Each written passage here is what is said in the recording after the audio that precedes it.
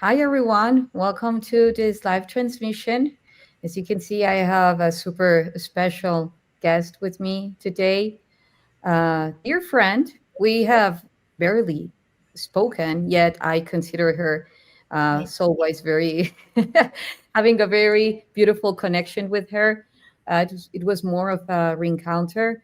Um, I had the honor to be recently in her YouTube channel, and now it was my opportunity. So, having said this, she's a remarkable woman, a remarkable being. She's doing amazing things for the collective.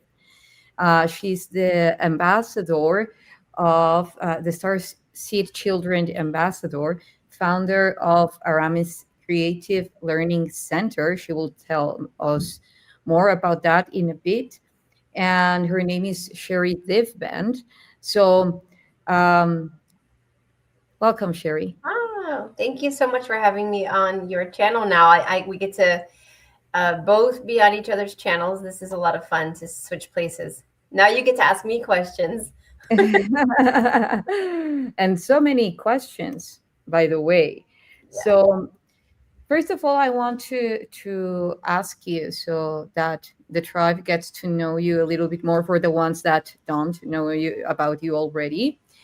And is how did you begin this path? You know, why children? Why? I know that you go through many things, you know, you cover many things, not only about the children, yet also, you know, like even as this very same title says, you know, trauma transcendence, soul fractals, retrieval, and so forth. So, but yet, how did your path begin with children?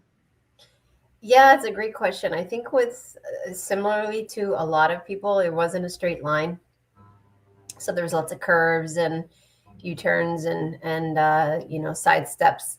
And so children were never at the forefront of my mind growing up. It wasn't anything that I thought about doing. Actually, if I were to have a conversation with like the 5-year-old version of me right now, going back in time, saying, as you know, a 44-year-old woman, you would be doing this right now. I'd be like, get out of here. Like, no way. Because I was such a shy, introverted, quiet little child. I'm an only child. Had teen parents, and so I'm not going to go into the traumas because I think most people have heard my speeches, but I've had a lot of trauma growing up, and I was very lonely. And so it was the animal kingdom that actually introduced me to spirituality, and what it were the catalysts for my awakening and a lot of what I'm doing. Now, of course, the birth of my children helped get me even further, but it was the animals that saved me because I was an only child. There was sexual abuse. There was a lot. There was a lot going on. I moved around quite a bit. I was always the new kid at school, so I never had friends. I was also really skinny and lanky and awkward and shy, so I didn't have a lot of friends, and I was an easy target. So I was bullied a lot. And so I didn't have any friends to talk to at school. And at home, I was, really lonely without a sibling to at least fight with. And so I grew up with a dog, a German Shepherd, and that German Shepherd, I believe, was placed in my life to be my protector and to open up my heart and to be my guardian. And so I learned true unconditional love through this dog. And she was my best friend, and I did everything with her, and I would talk to her, and I would brush her hair, and I would play with her, and I would put bows, and we would play Barbies together, and we did everything together. But the thing about it is it's so much bigger than that, because she was the catalyst for me to really appreciate the animal kingdom. And I could tell at a very young age there was a clear division between humans and animals from what I could see, even from a very young age. How could it be that animals were so unconditionally loving? How could they be so gentle, so nourishing, so beautiful, so kind, so much fun? And the adults to me were mean, abusive, arrogant, scary. And I had I was so turned off by people, and animals were the opposite. And so I had such a deep appreciation and love for the animal kingdom. So in my mind, I was going to hide from humanity and just be with animals. So I was going to be that girl that was going to become a veterinarian, and all the animals, and that focus my life on animals and forget people, right? Like, people suck. And that's what I thought. And so in high school, I went into veterinary medicine, and I started my career thinking that I was going to be a doctor. Long story short, I realized that the vets were the ones that were continuously in the rooms with the people negotiating estimates and talking. It was just like daunting and awful. And I was like, I don't want anything to do with this. And the nurses, which we call veterinary technicians in the back, are the ones that were cuddling with the dogs and cats and doing all the treatments. And I was like, I want to be back here with them. This is what I want to do. I had a huge epiphany about it. So I went into nursing, animal nursing. And so I did 20 years of my career was spent working with animals.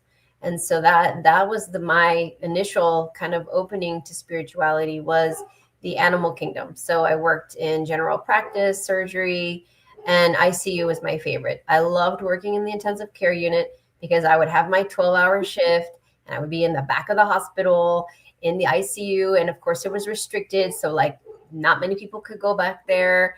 The vets would leave you alone, and you had your patients, and you were by yourself taking care of all the animals. And, I didn't have to talk to many people, and I was really good at it. But it was really hard on the heart because these animals were in the worst shape you could possibly imagine. I'm in the critical care unit, so I'm with the worst of the worst on ventilators. I mean, you imagine it was really hard. So I would learn animal. I wanted to learn a better way. I felt like there has to be more than this modern medicine. And I worked in one of the best hospitals there was in California at that time. Celebrities took their pets there. I mean, it was a big deal. It was better. It was cleaner and nicer than most regular hospitals for people. So it wasn't that we didn't have the medicine or the equipment, but I thought there has to be more we can do for these animals. So I learned, and I wanted to learn energy healing. So I went into Reiki to learn healing for animals so that I could help them in a different way. And so all of this led to animal communication, and I started communicating with animals.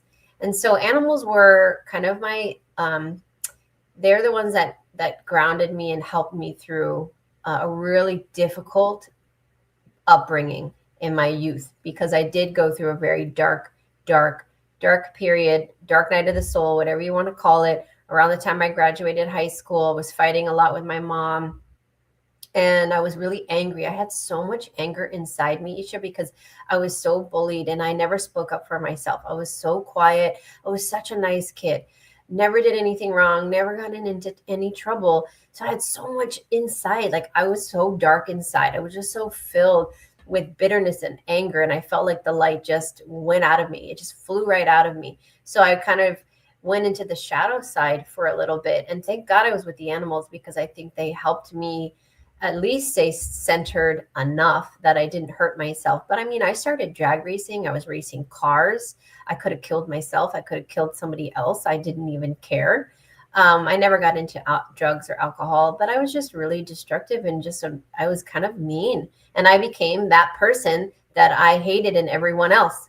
I was like, you know what? I'm going to hurt you before you hurt me. And so the only place I felt safe was when I was working with the animals. And then outside the outside world, I was this like, I was kind of a bitch. I don't know if I can say that here, but I was not nice, and I was probably the worst version of myself. And so I went through a really dark period of growth and destructive behavior. So it wasn't until I met my husband now, 23 years ago, who I say saved my life. He saved me from myself. He got me out of that dark tunnel of destruction. And he basically was like, stop taking yourself so serious. Like, what the heck's wrong with you? And he really just like shook me in a way that I needed somebody to put me in my place. And that really shifted the trajectory. And it got me ready because 2 years later, we had our first son. And that is when everything started for me. So me having children is when everything changed. But that's kind of how I got to that point. I'm going to stop there because that was a lot I just said.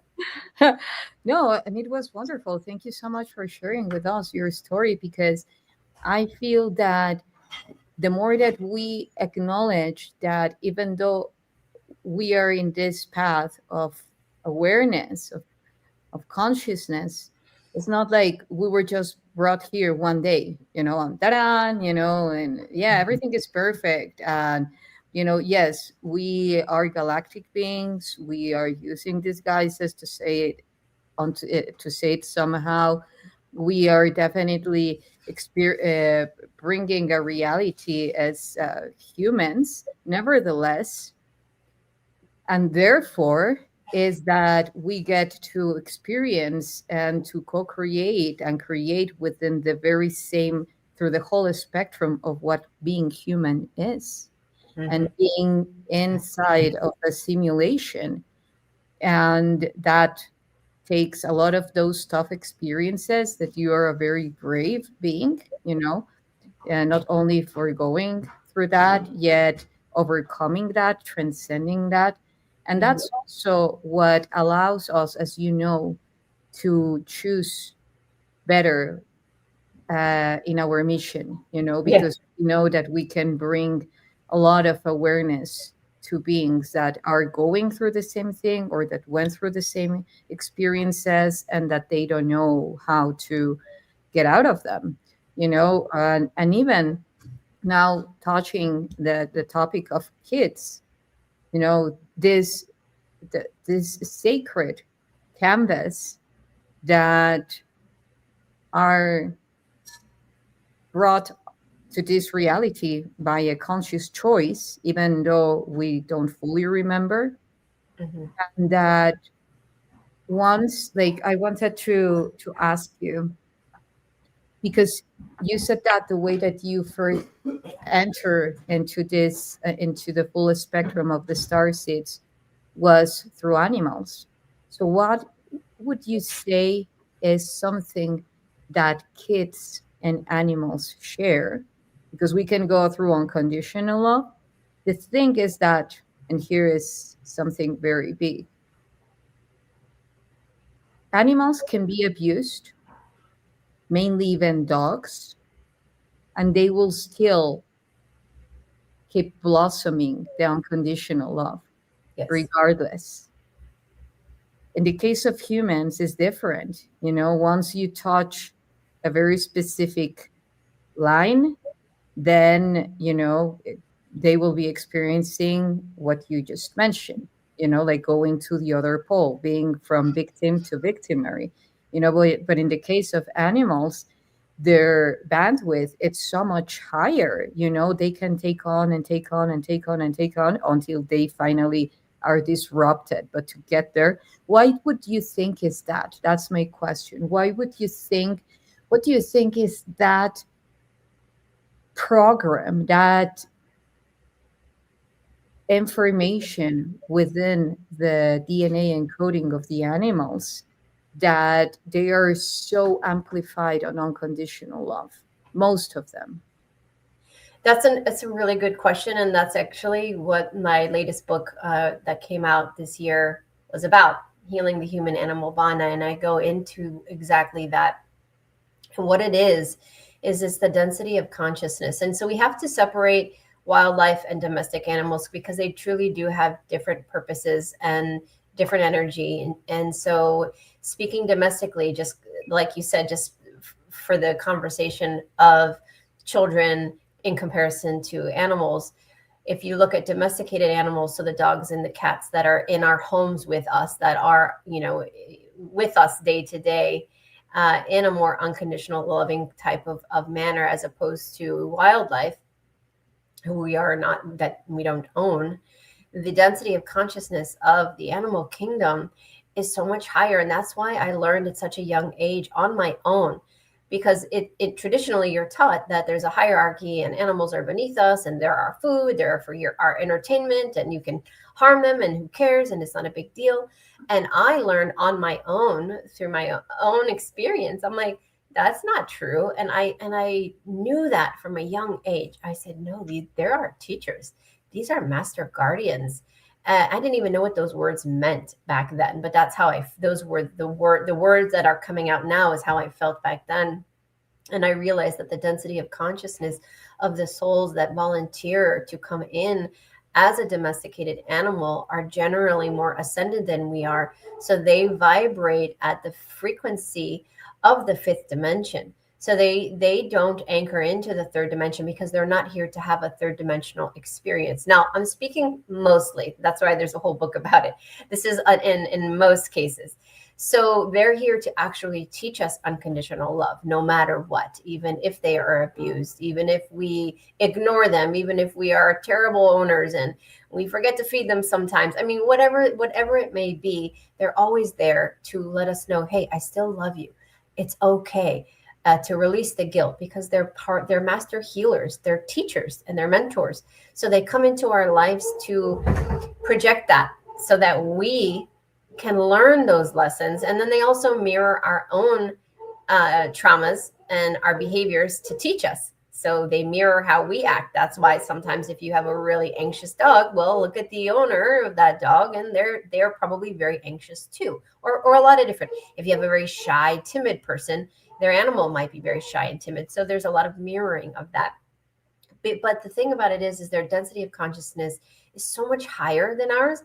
No better and worse. We're never in comparison. It's not a competition. But the souls that volunteer to come in to be a domesticated animal do come from a higher density of consciousness on purpose, because they are here to anchor in that higher dimensional energy, that higher frequency. So they don't have the emotional spectrum or the primal, let's say, they're not subject to programming like we have been through subliminal messaging, through 3D interference, through being traumatized, like me, being kidnapped as a young child, or being molested sexually by an older man, or whatever it may be. An animal experiences that, it passes through them. They don't get trapped in they don't get fragmented and trapped in the experience like we do, because of this human species is different.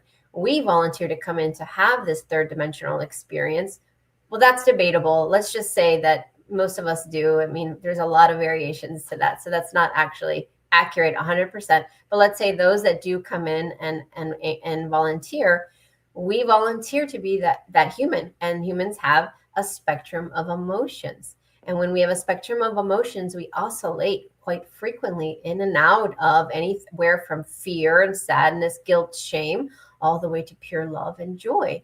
And that's part of the human experience. That's why people want to be human, so that we can work through conflict and have traumas or have these experiences, and you learn from them, and you learn to process the emotions and feel through them. And we learn lessons from them. And animals aren't here to do that. They've probably already done that and they've mastered it. And then they come in to teach us.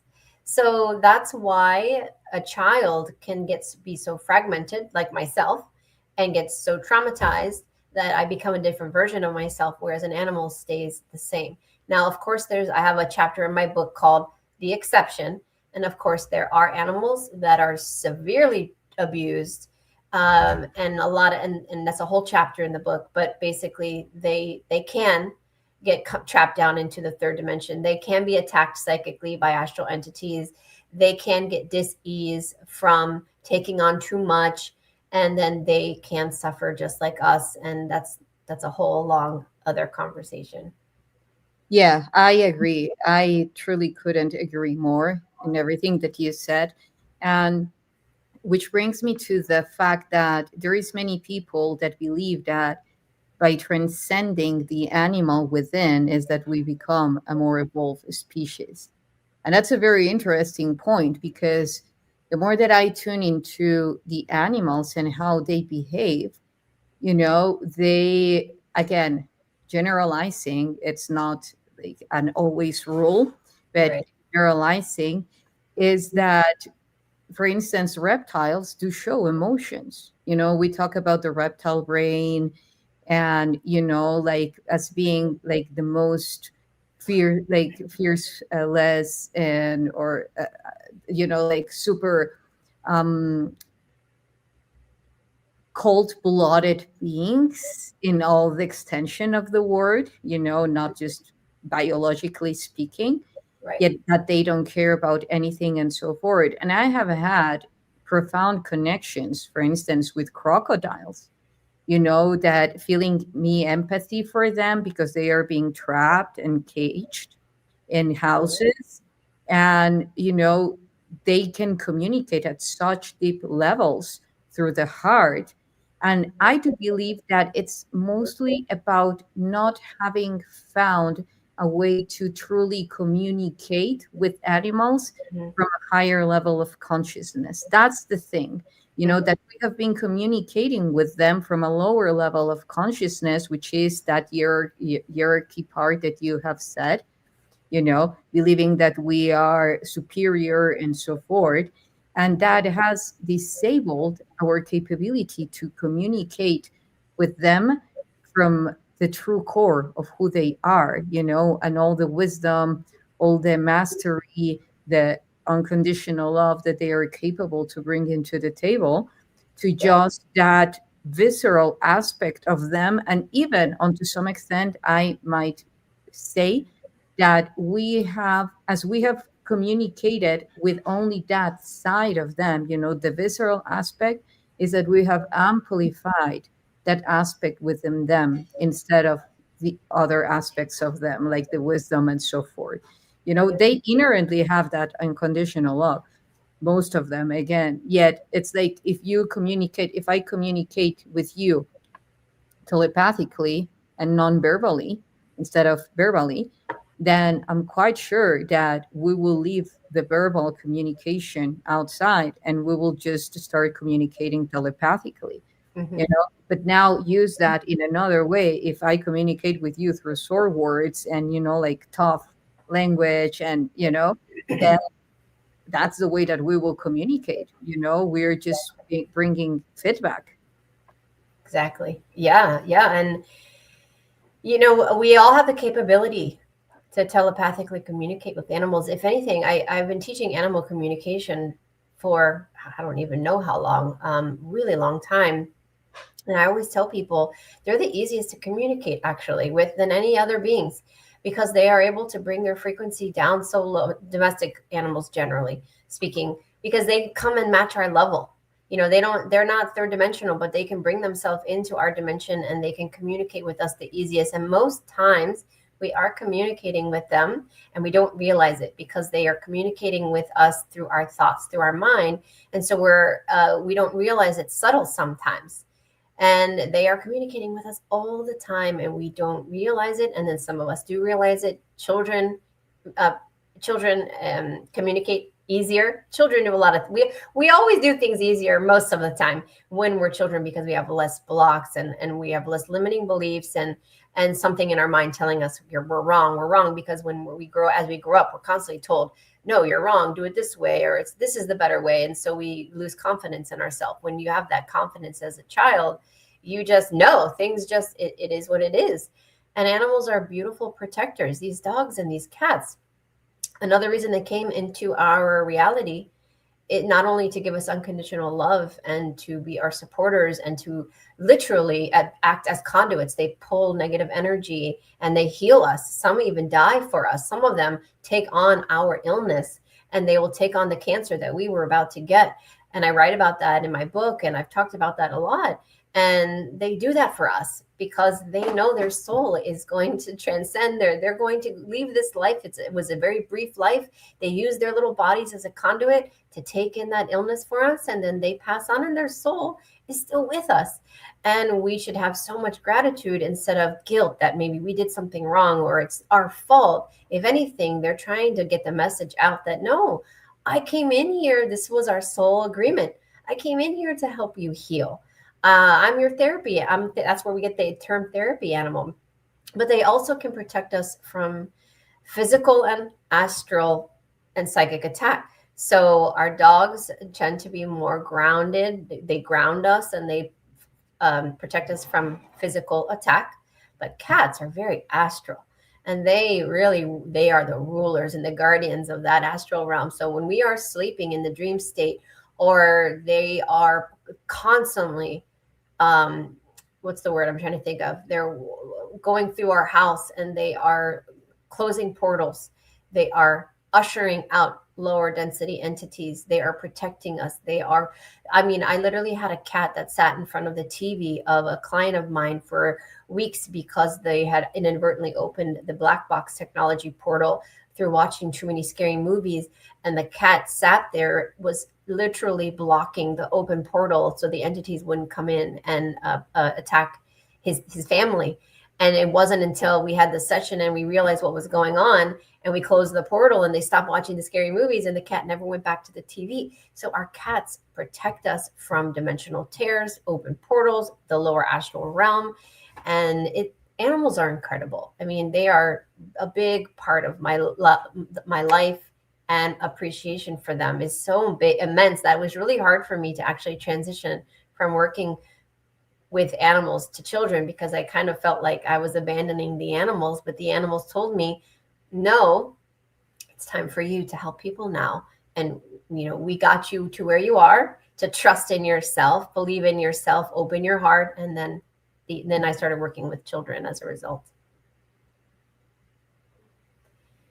Yeah, thank you for bringing that up, because I do believe that you were talking about bullying, and I know that that's a huge topic, that has led even to some kids or even to some adults to think that kids can be evil, of how much anger they can throw at other kid, and we are aware that the core is not there, that kid was most likely abused in many manners. So it's ways that their psyche is coping with their reality. Some of them will immediately become abusers. Some of them will become first for a while victims and being abused, and then they will go into the other pole, because that's some of the human nature, polarization, going through both poles, until we find that axis, that we are the center of our own creation and manifestation. So, having said this, you have this foundation for like the Aramis Foundation. Do you implement a lot of programs that involve children communicating with animals? Because I know that there are programs that also involve, children with autism, that the more that they communicate or get connect with animals like horses, they actually go beyond that autism. Because even at a genetic level, at a chromosomic level, if we see what is the chromosome that amplifies psionics, on the other side is also the one that triggers autism, if misleaded. So even that, they're trying to be controlled in that way. So do you Yeah, Yeah. There's so many ways to go with what you just said, because there's such a misconception with the label of autism in general. And one of my biggest platforms is moving away from that and not labeling the children anymore, because there's a nefarious reason behind it. And really, a lot of times, a lot of the reason children are labeled autistic is because they are very galactic. These higher density beings are coming into these bodies um, more than they ever have before. And they are holding such a high frequency that the bodies are having a difficult time integrating. And what they're doing is they're activating that DNA, and that dormant DNA that is the consciousness aspect of us. So they get overwhelmed, and they don't want to look at people in the eyes, because they can see that. I've been told by children, I can see their demons, and they don't want to see through the soul of somebody through their eyes, because it's very overwhelming, overstimulating. They don't speak our words. They're nonverbal, because a lot of times they don't want to they know our words are spells. So they will refuse to speak. They will not use our words, because they know that they invoke a negative energy, and they're here to teach us telepathy. Some of them are here as humans for the first time, and they flap their arms and they walk on their tippy toes, and they don't eat a lot of food, things like that, because they are learning the human body. They're learning how this density and how to use it. And they have seemingly odd behavior, because they are figuring out how to integrate and how to speak. Sometimes it's nothing about word spells. They just they're in observation for years. They watch everyone around them. And the next thing you know, at 3-4 years old, they're speaking in full sentences. Well, they've just spent the last 3-4 years observing how you speak, watching you, looking like the way you move your mouth, the way you enunciate, how you're speaking. And then they feel like once they've mastered it and feel comfortable, then they start speaking. So I specialize in children like that. And I have to rewind and explain how that happened. So my first son at 23 years old came into my life, opened up my heart, saved my life, because he got me out of the darkness. And he was my first activator. 7 years later, and he's a crystal child. Crystal children come into this world to open up our hearts. They are the sweetest, kindest, most gentle, easygoing souls. And they came in huge numbers in the early 2000s on purpose, because they needed to open the hearts of people and activate us. So they are non-confrontational. They're easygoing. They get along with everyone. They won't fight. They're very beautiful, gentle, and almost angelic-like souls. So he came in first, opened my heart. I needed to be ready for that. I think that's why my husband and I got together years before, so I could be prepared for that awakening. Then I had 7 years later a star child. Now, star children are the ones that are generally diagnosed with Asperger's, that form of autism. They are highly intellectual. A lot of them come from Sirius. A lot of them are Arcturian. A lot of them are coming from very high vibrational, intellectual, engineer, innovative minded, architectural souls that come here to be part of creating the new earth. So they are very logical. They are very analytical. They are activators. They think a lot. They're not here to have a spiritual experience a lot of the time. So they don't want to be children. They are like little adults, and they communicate differently, and they seem awkward, and they're very intelligent, like highly intelligent. And they're here to bring in new technology and innovation and wisdom. And they're very different from crystal children. And so 2 years before my daughter came into my life, her soul came to me and said, "Hey, I'm coming into your life. I'm going to be your daughter, and we have a lot of work to do together. And I need you to be prepared and give me permission, because we have a big job to do together." So at that point, I'm working at the zoo. I'm doing animal communication sessions, and I'm not doing a lot of work with people yet. And so I'm thinking, oh, what am I going to do with this star child? And I started channeling her weekly for a year before she was even conceived. And she taught me all about starseed children. Every week I have journals where I would telepathically communicate with her soul, and I would write. And she explained to me who the indigos were, and the crystal children, and the star children, and the rainbow children, and the divine children. And she taught me how children were coming in waves with different characteristics from different planets, all over the galaxies, even other universes, to be our guides, our mentors, our teachers, our activators, to change everything. And a lot of them are misunderstood and called things like, oh, they have hyperactivity disorder or their learning disabilities. And she explained to me that that's because they are different and they are multidimensional, and we're not supposed to sit still in a classroom for 6 hours and in prison style classrooms with fluorescent lighting and being lectured at. That's not how most galactic civilizations operate. So they're struggling for a reason. They're here to let us know, hey, this is not working out well for us. So she was the catalyst for me to really delve in, and I started to attract nonverbal, labeled autistic children and families with extremely psychic children. So I started writing books, and my idea was I was going to open a metaphysical center for children so that they could learn about energy, the chakras, astrology, crystals, anything you can imagine metaphysical and esoteric. I was like, I'm going to teach children what they don't learn in school.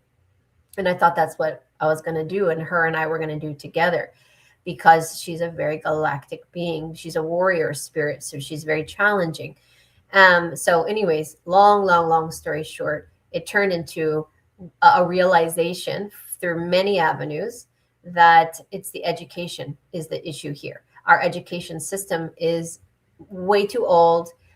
It's indoctrination system, and it's set up in a lot of nefarious ways with a lot of interference for a reason. And we can talk about all of that. It's in all of my books. I've done a million podcasts on it. And what I realized is the legacy that she's coming in was to bring to the forefront of my awareness that we need conscious education, and we need to change the entire system of education. So then I started a nonprofit called the Aramis Collective about 5 years ago. And I started working towards public speaking about the education system and why these children are different and how they're misunderstood and why we shouldn't be medicating them and how we can help them and how we can pull people together to get resources, and how I want to open up a physical schools everywhere. So it started as a virtual component 5 years ago. And so we do online classes. So anyone can take them from anywhere. It's not limited to one location. But what I'm working towards now, and what I focus my energy on, is not only working with psychic children and families navigate the challenges of having children that are different, and very forward thinking and innovative, and how to operate that. We are working to open up our first physical school here in Florida, which we don't use. We're trying to change the words. So school, by the way, is an anagram for louche. So we say learning centers. We don't have teachers because we have mentors. And so we're opening up conscious learning centers for children to thrive. And that's what it's about, for them to find their passion. And so it's nonprofit. It will operate much like a church in the sense that it will be donation based and it will be free for the community. And so your question, sorry, I'm going on a long tangent. No, I love it. Horses came to me in a session 4 years ago. They started coming in a lot when I was doing my sessions, because I do soul readings for adults and children. So horses were coming into my sessions for both adults and children. And they kept coming in all these sessions. And I'm like, these horses keep coming to me. And they were saying horses are here to help. Horses are guardian spirits of the planet, of the land, record keepers, just like elephants. And they want to help the children. And that I need to incorporate animals with the conscious learning centers that I'm creating.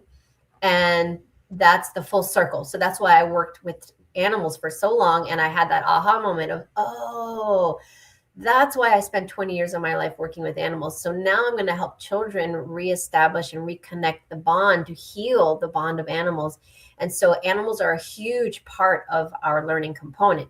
Horses, even dogs and cats, and teaching children not only to respect and reestablish the connection and energy between the animals, but to understand their purpose and how they help us, and how they can help them therapeutically, emotionally, and also just being in their presence is very healing. So that's a big part. So the animals are a big part of what we're creating, which is something you had mentioned a while back. Yeah. Well, thank you for everything that you said. I feel this is spectacular. I will go into the learning center or remembrance center. Right. uh, but because that's very much aligned as well to what I have been receiving, because we have been focusing on correcting the flaw, yet correct like acknowledging that there is no flaw, at least how I see it. There are anomalies, and those anomalies are actually serving to create a shift in awareness. So if we focus in the ones that are actually holding the arcs of our origin in a way that, not that we are not, yet that it's purer in them, it's untouched. So the more that we hold a space for them so that they continue amplifying their capabilities, just being by being, then that's a ripple effect that actually it can be more organic. We went as a generation as that tough part, like needing to break the wall and so forth in order for all these codes to be transmitted. Now it's important for us to leave that behind. We Mhm. don't need to break walls anymore. What we need to do is actually start building new structures, Exactly. and that part, and like what I mean by this is, the more that we focus on old school ways to transcend what we experienced as child, what the shadow work and so forth, then we're continuing to perpetuate a very tough reality. Whereas these beautiful star seeds, we ourselves show us, like whether if indigo, child, crystal, you know, uh, many types of, we can actually remember that it's easier. It's not that you are not acknowledging the baggage that you created as a soul to transcend here. No, it's actually that you start learning a more advanced language, or Yeah. remembering a more advanced language to take care of all of that. And I do believe, and I agree that animals is, how I see it while you were speaking, is that we see all these ancient cultures, for instance, the Egyptian, Hindu, like that they have animals, like praising them, but not in an idol, like not as Right. idols. It's just about honoring the high nature within them. Because if we unveil this as a hologram, algorithms and so forth, let's say that the beings that have the highest light would embody, it would reflect an algorithm that it's pulsing super fast, you know, and other beings that are very low frequency, the algorithm would be like zoom. Mhm. So the more that we honor animals, what we're doing is spreading light. Because let's say that, how I see it again, how I perceive it is that the more that we act honoring the animals, we're expanding their code, you know? Exactly. But they won't say it because it has to come through the heart. Just doing it because you are truly honoring the species and what they are bringing into your life, not because it will do you well or it's convenient for you with it, like to live a higher reality, a higher level of reality. Yeah. That's one thing. And because I don't know if you have ever connected the animals as well, to the stars. We know that Mhm. many constellations have names of stars. And when I was asking you about the horse, there is this Pegasus cube which is an asterum. By this I mean is the communion of different constellations. It's not a constellation per se. It's the communion of different constellations brought up together, and they create a super powerful frequency. So this Pegasus cube, even if it's a winged horse, we know that here on Earth there were before winged horses, as unicorns, as dragons, and other Right. species. So one of the most I don't know if you have heard that very specific factions use stars to have all the power that they have. To use what stars? Stars like astrology, Hmm. like astrology and all that as a science. Well, they use a lot the Pegasus cube, which is the chest Mhm. horse, to bringing all that power and Yeah, amplify. and create the reality. So I believe that the more that we are communing with the animals just from the heart, we're accessing to those stellar codes. We're accessing to Mhm. that power of manifestation. So Yeah, 100%. I totally agree. It's really all about unified consciousness. And when we talk about unified consciousness, we're not just talking about unifying the consciousness of humans. We're talking about this like cosmic, galactic, unified consciousness, and the consciousness of this planet, and all of her beautiful children, the animals, the animal kingdom that represent her, that are fractals of her, that are part of her, represent the healing and the amplification of the frequency of this planet.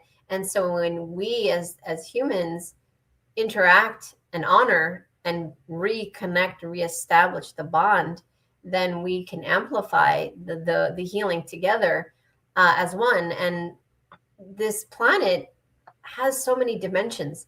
And so these, winged beings, the Pegasus, the unicorn, Sasquatch, so many interdimensional species, the fairies, they're on this planet right now in our field. They are just in a higher dimension, which is why most people can't see them. Children see them a lot because they can see interdimensionally. And the more programmed we are, the lower frequency we are, the less likely we are to see interdimensionally. But these interdimensional and cosmic animals, species, are not even just from this planet. I mean, we have whales that are like full sentient beings that literally traverse the cosmos by themselves, as if the universe was a ocean.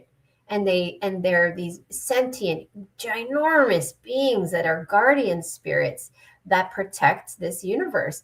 There are cat feline beings, there are avian species, there are so many guardian spirits that are all over the planet and all over throughout the universe and cosmos, connected to all sorts of planets, Lyra, to the Pleiades, to Sirius, to places we've never even heard of, through universes that are parallel to this one. So it's really about, right now, it's the children are teaching us to activate the dormant DNA, which is the consciousness, so that we can shift our density of consciousness and we can finally unify, not just with each other, but amplify and unify as a collective group of species, of life, of light.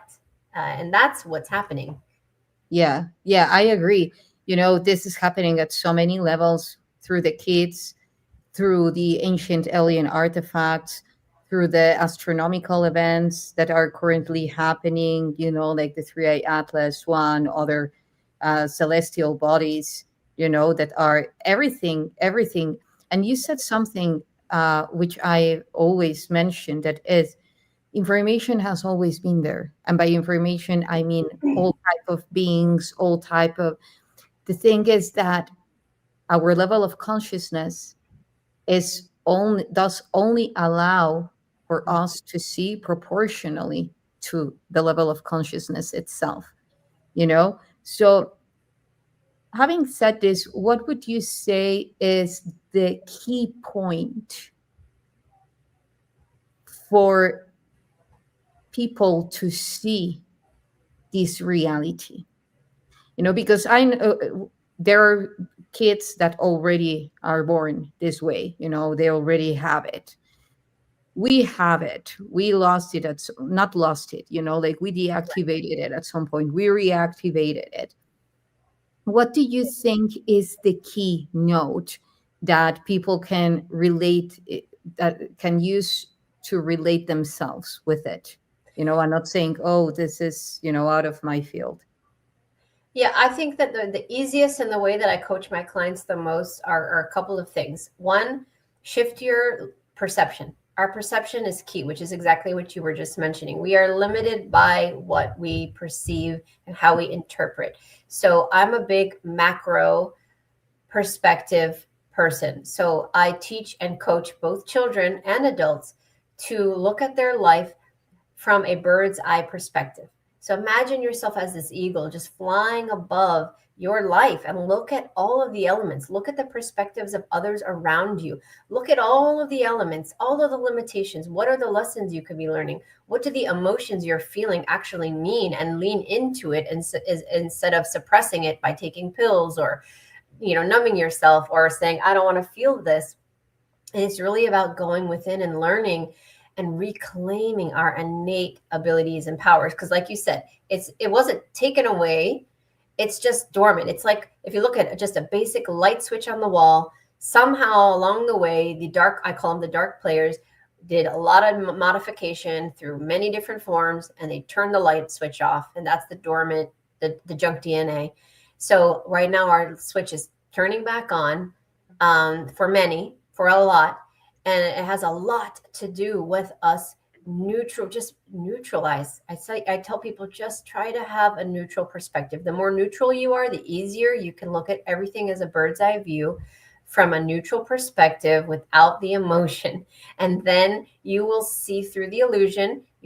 Everything in your life will seem so much more clear, and you will be less triggered and you will be less programmable. That's the one cool thing about these children that I've noticed. I'm not saying that they can't be traumatized. I am not saying that they are perfect, but a lot of them are uncorruptible.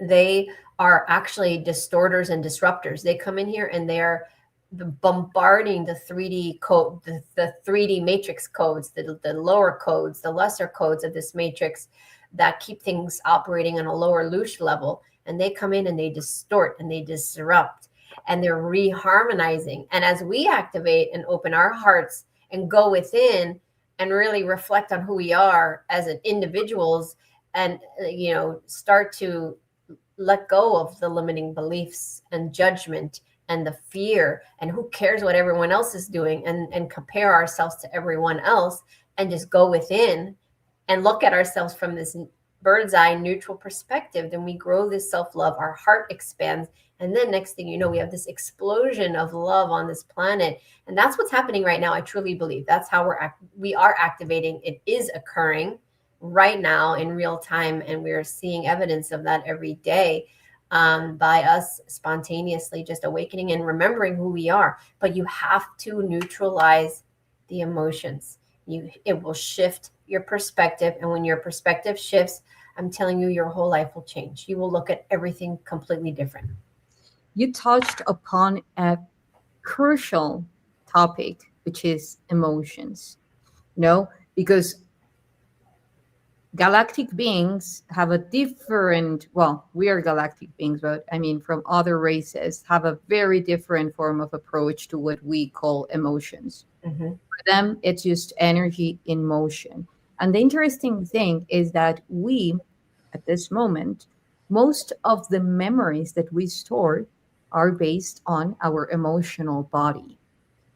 So it's very intricate. It was configured that way precisely so that we could continue generating memories, selected memories through emotions. So if you want to, like, now you also said that if you are walking, and by the forest, and then you feel that you're an eagle, you visualize yourself as the eagle, like overflowing everything, overseeing everything, and so forth. And then you know, you will get to feel as an eagle. You will get to be, see, perceive everything, sense as an eagle. So this is the tricky part. I do agree that the way that we relate to what we call emotions is evolving for sure by removing the attachment. And Hmm. therefore, the word emotion will also shift in the way that we think that they are for, you know, Yeah. because love is not about those type of emotions. That's different. Hmm. Feeling is not about those type of emotions.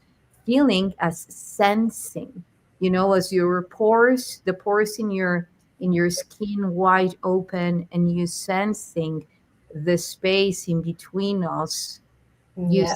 sensing the light in coming, reaching your eyes. That's different, than feeling emotional and being drawn by all those emotions, because we know that this reality was created precisely to harvest those emotions, to amplify any Hmm. type of emotion by distorting your perception on reality. So Exactly. these kids, I agree, I see it with my daughter, the way that she perceives reality, ever since she was a little girl, like her emotions are generated in a very different way. Like sometimes she even seems unemotional. And coming from an old school, you would say, oh, is she blocking her emotions? Is she numbing herself? And Yeah. that no, that's the original code, because she is actually sensing life and being aroused by life, Yeah. by other type of events, because the way that they digest their experiences, it truly comes from that unity consciousness. you Hmm. know when you're capable to just experience reality by the proportion of rendering that from a sovereign state that you're capable to deliver. So having said this, because I know that we are, oh, 222, beautiful. Ah, Here. well, someone asked a question. We probably should go back because I want to make sure I don't want them to think that we Yeah, no, absolutely. Here. forgot. So this is an important question, and I'm glad it was asked. Now, of course, you don't need somebody like me to tell you where your child is from. And it really, I'm going to be honest with you, it doesn't really matter on a grand scale. Again, on a macro scale, it doesn't matter. But if you happen to have a child and you notice that this child is very different and is likely labeled or hasn't been labeled yet, but if you took them to the doctor, they'd probably be labeled on the spectrum in some way for a variety of reasons. And you can just tell this child is here for the first time. It's not so much about where they came from, although it's cool to know. What's important to know is that they are an ascended being that volunteered to come here, that are not connected to 3D, and they are the innovators, the way showers, the star seeds, the light workers, and that have come here for a job to be part or be a bridge to a new world. They're part of the new world structure. So depending on the characteristics that they have and or the limitations that they have, there is a reason for it. So instead of panicking, and I'm trying to be broad because I don't know this particular woman's situation, and anyone listening could interpret this in many ways. But depending on what your child has limitations with, instead of freaking out and panicking about it or thinking, oh, they're not normal like the other children, think about the gifts involved in what it is that they're meant to do in their life, utilizing those characteristics that might be extreme, might be challenging, and might have side effects for something later. So they chose you as a parent for a reason, because they knew on some level you have a soul agreement that you would understand them, you would accept them, you would be their supporters, create a solid foundation and ground and support and protect them and nourish them in the way that they need it, as opposed to them being born into maybe a more 3D anchored family that would medicate them or say they're crazy or discount their visions, or saying maybe they have memories of other lifetimes and they're telling you about it. And instead of saying, oh, you're making this up and stop it and stop being crazy and silly, like, probably generations ago that happened.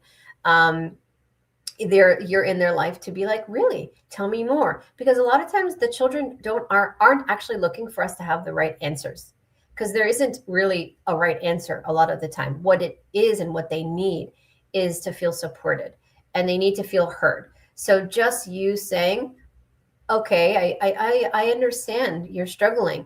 How can we help each other? You're unique for a reason, and let's see what we can utilize your strengths, and what can you do with those strengths, and then how can we work through the weaknesses and why, and work through the challenges together. So I'm in a really quick way, what I'm trying to say is it doesn't necessarily matter where they come from.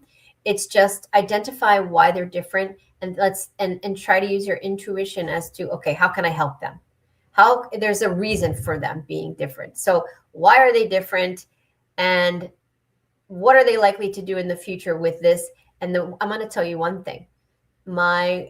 I got the biggest lesson from my spirit guide that like yelled in my ear one time, because I was having so much trouble, because my second child is a star child. Star children are the ones that are oftentimes labeled with Asperger's. They ask a lot of questions. They always, it's never an easy, simple, yes, mom. It's, but why? They need to understand. They're analytical. So they have a million questions, but why? But why? But why about why? And then when they finally get the answer that they understand, they get it, they're like, oh, okay. They just needed to intellectually understand and process, and their processing time takes a little bit, and it can be quite exhausting. And I'm not a patient person. And so my first child was so easy. I mean, crystal children, they're not like that. You tell them what to do, they listen, they don't want to be in trouble, they don't ever talk back, and they're so easy. So when you have one that's asking, well, but why?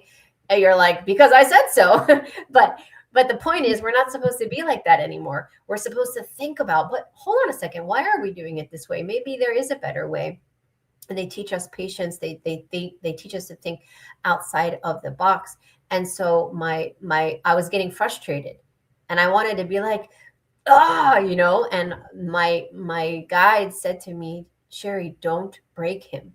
Meaning, don't break their spirit. Like, listen, they're trying to teach you something. So if they're being really difficult or challenging or asking a lot of questions, or they're highly sensitive and empathic, or whatever it is, try not to yell, shame, punish, or put them down. Don't break them, because they are the way they came in for a reason, because they're going to use that later on in life for a very big purpose. And right now they're practicing. Yeah, Practicing for that. Actually, you could even tell her, you can find out yourself, like not constant asking, but why? You find it out yourself, because that's also the part of their inner practice, to solve all their analytical questions, So Yes. I agree. They are very thankful for your answer.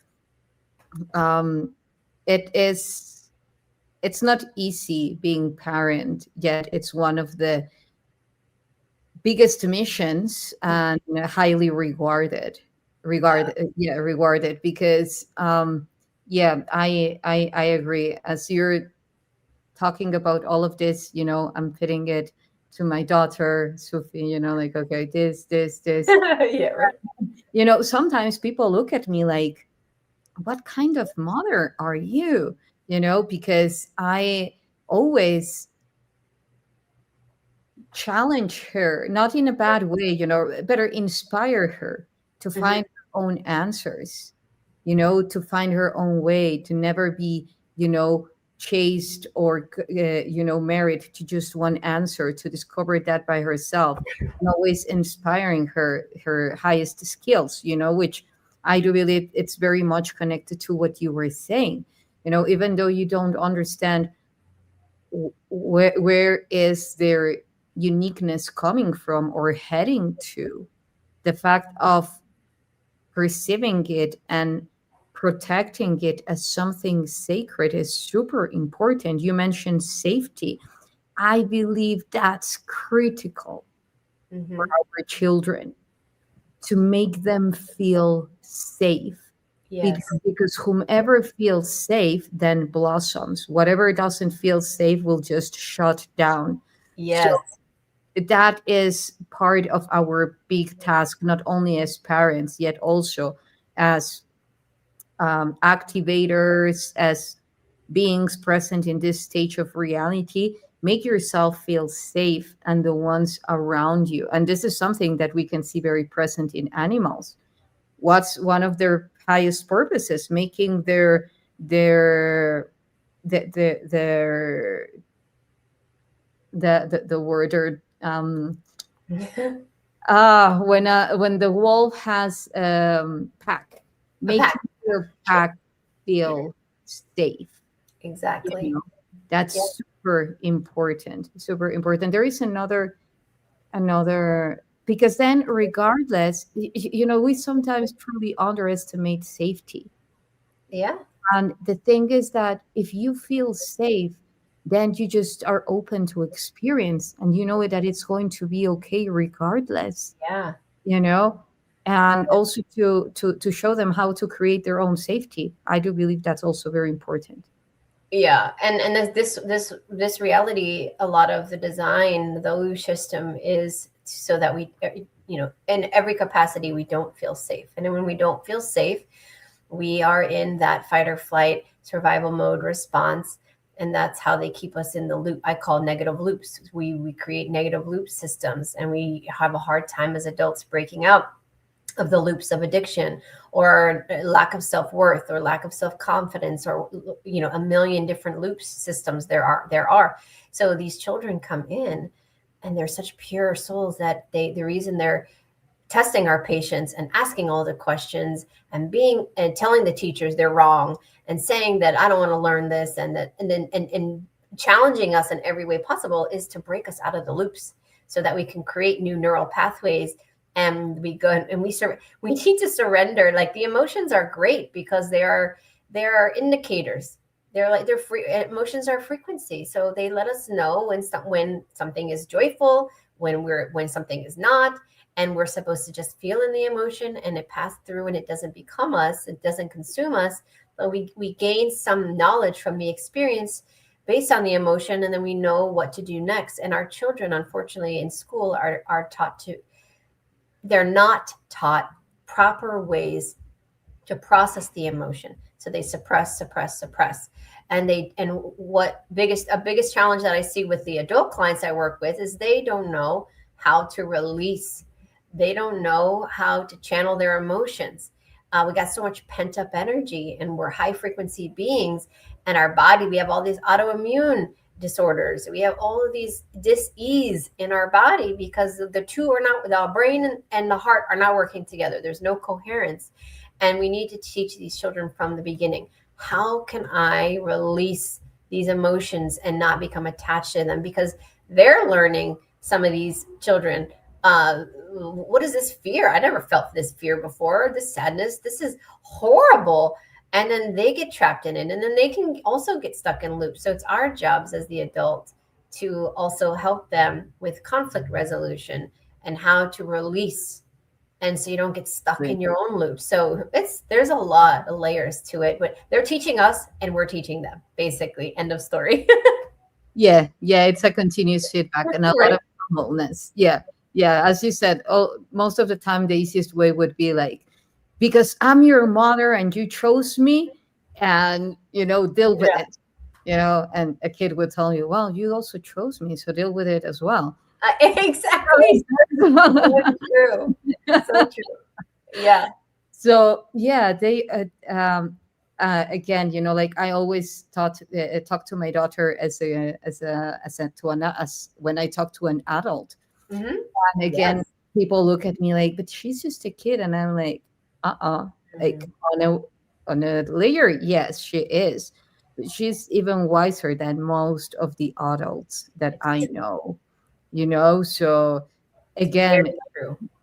yes, and if you treat your children, which are your children, it's just a way of saying it. But if you treat these star seeds, this pure expressions of source as that, they will blossom as Hmm. that, you know? Yes. So I Yes. think that we are going beyond those belief systems that being parent is a burden, that it would be so much easier if you were not a parent, that you could be fulfilling your mission way simpler, or Hmm. like all those aspects. And I'm just bringing this up because I know that a lot of people in the field are facing that, and that's why they also don't want to have kids anymore, besides the fact that the reality, the stage of humanity right now.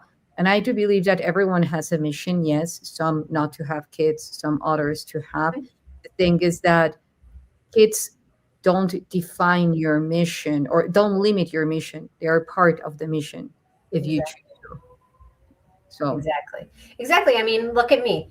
So I believe that my children were my catalysts and my activators and my awakeners, and they are everything. They are my whole life. But that was by design. I clearly came in to bring in the divine feminine and that mother Gaia essence, to raise starseed children in a safe environment and to be of a spiritual influence, bringing in that security and that feeling of safety and allowing them to be who they are, and help other children do the same. But that doesn't mean that's the same journey for everyone else. There are people that simply have soul agreements to bring in these souls so that they can have their own unique life experience, and they may never see them again. They may be adopted. They may not be close. They may have different dynamics, and there is no right wrong recipe. It's just dependent on the soul's path. What's your destiny? What did you choose to do? Why are you here? And so everybody is different. We all have roles that we're playing right now, I believe. Every single one of us has a role to play, and everyone is here for a reason. Whether yeah. you are here to heal simply, and that is the only reason you came into this life, is because you had so much fragmentation and you've had so many lifetimes of just trauma and enslavement, and this is the lifetime you came to come in and just heal and be. There are many of those, and then there are those that are in the complete other extreme spectrum, that are our ascended beings that came here to be guides and mentors and activators and healers, and then there's everything in between. And we're all playing many roles at many times in many different ways. And I think that's the beauty of it. And that's why they want to divide us. They don't want us to have unity. They want us to hate each other because of race, because of age, because of ethnicity and demographics and money and anything they can do, politics, whatever they can do to divide us. They don't want us to come together, because then we unify. So they do everything they can to separate us and make us hate each other. Yeah, because I'm just going to summarize because I know that you have to go, but this is so important. The structures that they have created have to are were precisely to instigate competition in a non-healthy way, due to the uniforms that they want to create, always. Okay, I'm going to put you guys a uniform and you can just do that. I'm going to put you guys another uniform. So then, if one person that is here wants to do what the other one is doing, no, you have a uniform, and that's why. So that starts to create jealousy, that form of, competing with isolation, separation, no, my way, no, your way. And the thing is that each one has a unique way that is a composition of each one of us.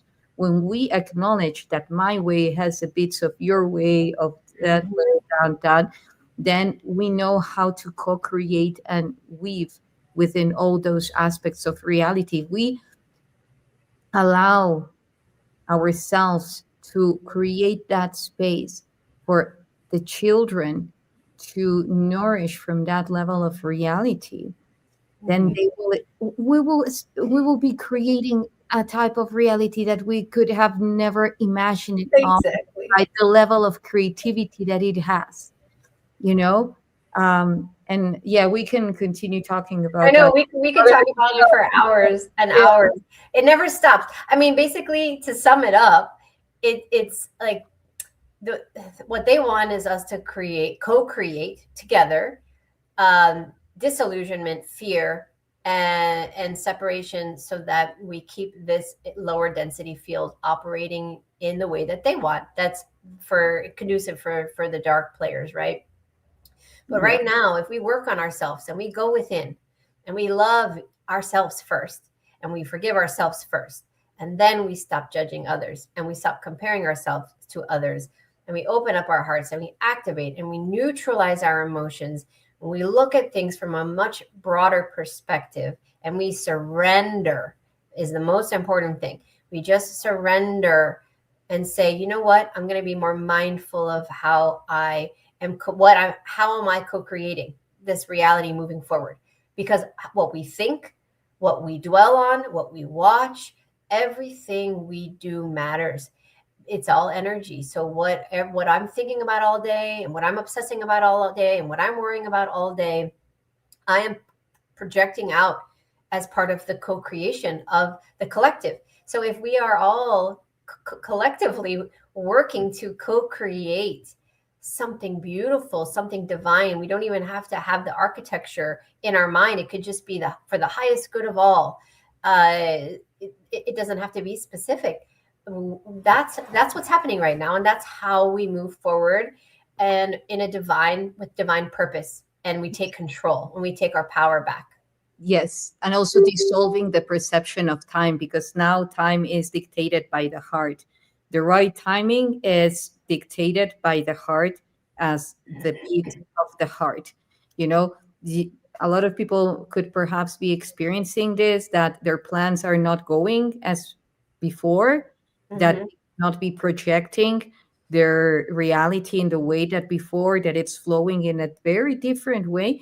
It's because it's following the rhythm of the heart. When your heart is open to receive that reality, you will be experiencing it mainly. That one thing. And, like from all of our talk, all the beauty, the richness that was, pulsing everywhere. Thank you so much.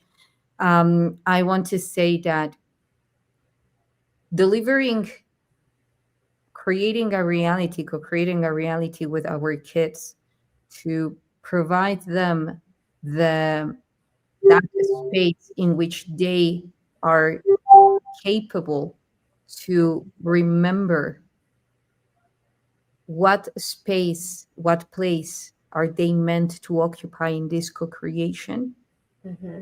and doing what, having the kids those two answers. What are they here for, and which place they need to occupy for that? And each answer will be leading to the other.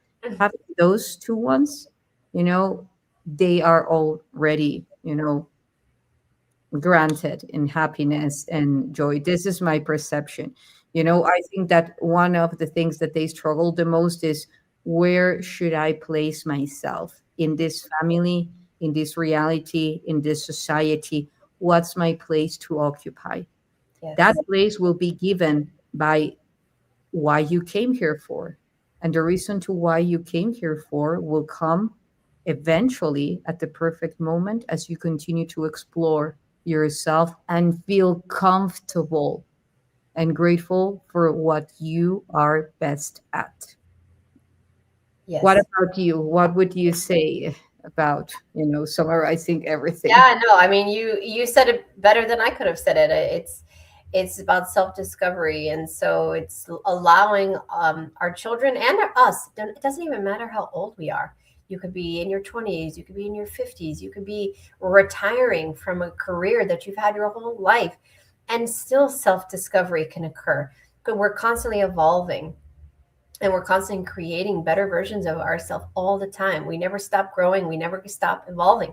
So it's just I, the exploration is the fun part, and allowing our children to explore and figure out who they are. the biggest mistake, and the last thing I'll say is the biggest mistake parents make that I see and that I coach is stop trying to make decisions or telling your children what to do based on what you think is right, because they are here to bring in new energy, new thought patterns, new ideas and innovation. And so if we keep them in the loop and we tell them and feed them what they're supposed to do because that's what you think they should do, then we're never going to evolve as a civilization. And so we have to let go and let them be who they are. And if you have multiples, let them be individuals. I have 3 children that are very different, and I have to parent them different. I talk to them differently. They're just completely different souls. It's very apparent, and I have to work harder as a parent to navigate the challenges that come up, because I have to remember which one I'm talking to and what techniques work with one and not the other. And most people don't have patience for that because previous generations, they just got beat, or they just got told to shut up or go to their room, or they got things taken away. And that's not happening anymore. And these children, they desire, require better from us. We can do better for them, and we should be doing more, and we have the capability, and we are doing better. But it takes patience and it takes diligence, and that's part of our learning too. Exactly. We also need to be patient with ourselves. That's the core. Right? Yeah, yeah, Yeah, we make mistakes. And you know what? The most humbling thing is when you tell your children, I was wrong. yeah. Oops, I made a mistake. Mom makes mistakes too. You know what? They really learn from that, because when they see mom makes a mistake or dad, and you can admit it, and you can say, oh man, maybe I should have done it a different way. They learn the techniques of navigating mistakes, and it's okay to make a mistake. And oh, look at mom, she redirected. She figured out a different way, and she admitted it. She didn't hold it in. She didn't get embarrassed. Like we need to show them. We got to Yes. be the examples. Yes. And now that you're designing all that beautiful structure, and we will be talking about that later, these learning centers, because I think it's super important. And I do believe that also, if you guys watching this show, joining us, your beautiful tribe, if you ask yourselves onto what level or depth of shame has shame been involved in your reality, whether if it's directly to you or to the ones that you love. Because if we see all those programs of bullying, they are based on shame, creating shame. Yes. If you see the oppression form of system, controlling system, it's based on shame, exposing, feeling exposed. So if you can eradicate that from your life, that will bring you into a very sovereign space, and feeling free enough to actually deliver your own choices, based from here, and not to fit somewhere, not to feel ashamed. So Yes. yes, where can people find you? Everything is under my name, so I made it real easy. So my website is sherridivband.com. Instagram is my name, under my name. YouTube channel is under my name. Facebook is under my name. My nonprofit, and if you want to learn more about Aramis, we are looking for donors, and so large donors to help us open the first physical center in Florida. So you can contact me directly through my website and email me. But we also accept smaller donations. All donations help, because they all go towards many, many expenses that go into operating even an online virtual school. See, I said the word school, center, learning opportunity for children. And so the website for Aramis is aramiscreativelearning.com. You can find I have 10 children's books, and I have 5 adult books, and they're all on Amazon. You can just Google my name, and they'll all come up. Yeah, you already got an idea of all the rich content that those books have, and Yeah. truly important in shaping this reality. Well, thank you again for coming, guys. stay tuned because we will be doing other shows for sure. Yeah. And we were even thinking, how important it is for kids to connect with this ancient alien artifacts, creating these programs that, because they are activators, there are many ways to expand through this. The important thing is to do something about it, you know, and Yes. coming together and having fun while doing that. That's another thing that kids always show us, the dynamism of creation. And well, join by the way, if you want to get your tickets for the Rise of the Guardians in Sedona, the link is in the description below. Join us. It's going to be fascinating. I will also be at CLE talking about the artifacts, the ancient alien artifacts. We will be disclosing very important information from a scientific and a spiritual approach, um, as well as some upcoming programs regarding to the education of how to connect with these ancient artifacts. So join us at CLE. I will also be in January, and in a couple of new conferences that I hadn't spoken about. So stay tuned, and as well in South Dakota in by July. So I will be sharing all of that information. Thank you so much for sharing us. Thank you, Sherri. Such a pleasure. I feel that soon we will be physically Yeah, meeting. I'm so glad that we finally connected. We met years ago for a brief moment, and there was just too much going on, and then we reconnected. But I believe in divine timing, and I feel a connection to you. And I'm so thank you so much for inviting me on. I'm sure this will not be the last time that we are on each other's channels, and I'm sure we are going to be speaking at some conference at the same time at some point soon because we're both traveling all over the place. So it'll I happen. I know. Well, anything else that you want to share with the public?